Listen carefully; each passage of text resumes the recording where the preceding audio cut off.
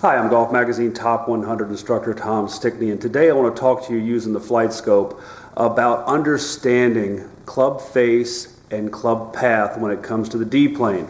And this is some very interesting stuff we're going to talk about this morning because it's very, very prevalent in today's teaching. As we were taught, those of us that are a little bit older, I'm 42 right now, we were always taught that the club path controlled the starting direction and the club face influenced curvature. Now, we know now that that is totally 100% incorrect because of the Flight Scope and the TrackMan. We've understood now that the face angle controls 65 to 75% of the starting direction of the golf ball, and the path influences the curvature. Okay, now this is very, very different than what you've heard before. Now, I want to talk to you about what a common scenario that we see that I've got close up here on the screen when we talk about the path and the face. Now, this ball started a little bit to the left and hooked. Okay, so let me kind of go through the numbers. Let me help you to understand where we are. The ball started 1.7 degrees to the left.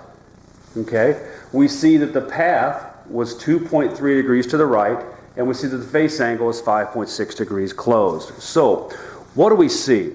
As a player, we would see the ball start a little bit left of our target, and then it would hook. Okay, now, here's where the dog starts to chase the tail. Conventional instruction back in the day would have said, I hit it left, so I need to swing more to the right.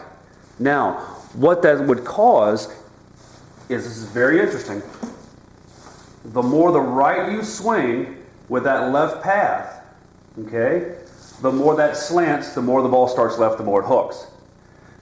So what we now know with the Flight Scope and launch monitors is that this is not a path issue, this is a face issue. So if you were to take this particular player and you were to tell them to swing further to the right, if this club face was still the same with a path that went further to the right, club face stays the same 5.6 degrees left, that angle slants, and all of a sudden now they hit bigger hooks. So what do? They start swinging even further to the right. Bigger slant, bigger hook. So all of a sudden now we've started to realize that because we can see things with the Flight Scope and the TrackMan that we've never seen before, we now understand how the face angle influences the starting direction and how the path influences the curvature. So this particular player has a wonderful path. The only thing we need to do is get the face angle a little bit less left of the relative path. So what happens is that the closer I can get the path and the face angle, if I can get the path and the face angle to be very close to one another, the more spread out they are, the more the ball will hook in this particular analysis.